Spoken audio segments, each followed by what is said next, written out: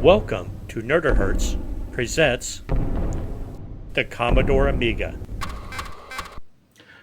When the Amiga launched in 1985, there were 0 car racing games released for it, and it took until 1987 for 3 to appear. Let's do a quick overview of each to see which one is the best. First up is Rally Master, a top-down racer, published by EAS Software. Right away, Rally Master attempts to grab your attention with a very interesting title screen. There's a decent tune playing with a driver in what appears to be a trash can that for some reason has a large Wario-like nose. The menu screen is actually neat, as it is designed to look like a car dashboard. From here, you can choose between 1 or 2 players, begin the career mode, or train on a selected track. Rally Master plays similar to the classic top-down arcade game Super Sprint. To accelerate, push the joystick forward and to turn left or right simultaneously to go in that direction. Releasing the stick will cause your car to slow down, and the fire button is your brake. The basic controls are simple enough, but that's where the fun ends, as this is where Rally Master crashes. The faster your car goes, the less control you have over it. Precise control is out of the question, as the faster you go, the car simply becomes so uncontrollable that you're just crashing into things constantly. What's even more frustrating is the CPU control car zips around the track with 0 effort, which is probably flipping you off as it passes you by numerous times. There's very minimal sound effects. The graphics and gameplay are as simple as they can get. EA Software might have gotten away with this during the launch of the Amiga, but this is simply unforgivable and best forgotten about. Next up is Grid Start, released by Anco. A fairly decent screen boots up with some okay graphics and music that would fit in right with the 80s arcades. Clicking the fire button on the joystick brings up what can only be described as a late-night drinking pixel vomit graphics that appears to be 3 race car drivers celebrating.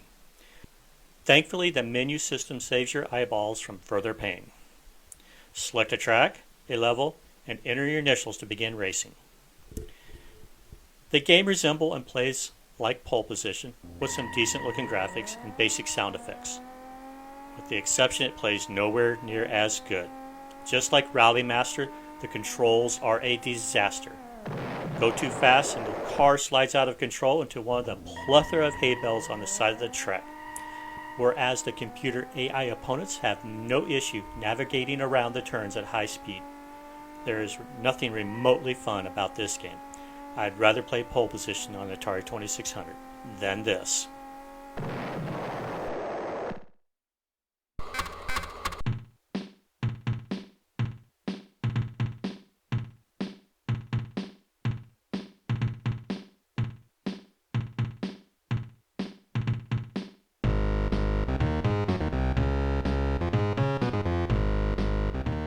Accolade presents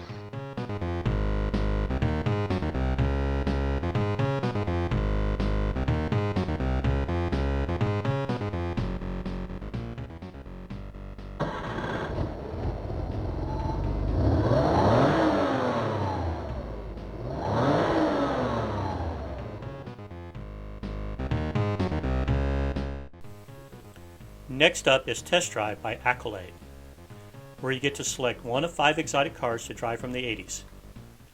The Porsche 911 Turbo with its whale tail, Chevy Corvette sporting an American V8 muscle at a reasonable price, Lamborghini Countach with its exotic looks and the high price tag to match, Lotus Turbo Esprit made famous by the Bond movies, and finally Ferrari Testarossa, which is featured in the video game Outrun.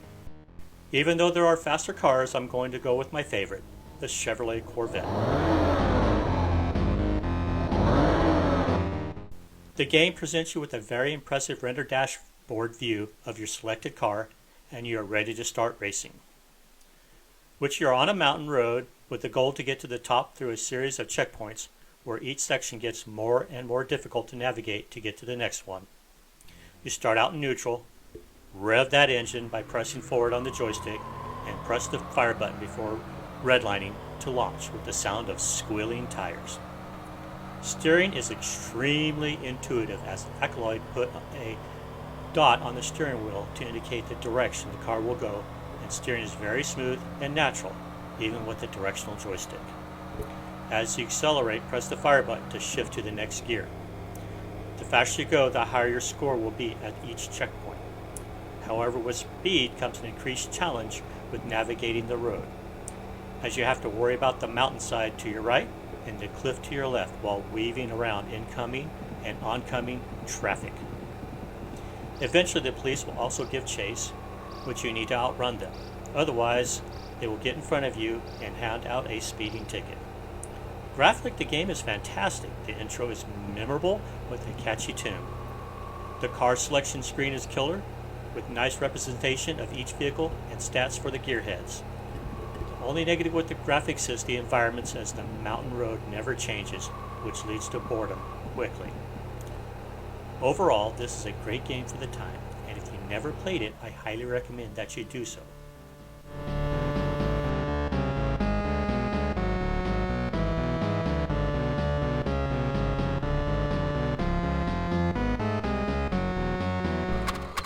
Really crazy that 2 years after the launch of the Amiga, these were the only car racing games released. Both Rally Master and Grid Start are simple games which are let down by their controls. When I first purchased my Amiga, the 500, I also purchased Test Drive for it. And I never regretted it, as I spent countless hours trying to get each of the 5 vehicles up to the top of the mountain. Comment below which one of these games you played and your memories of it. Thank you for watching Nerdahertz presents the Commodore Amiga.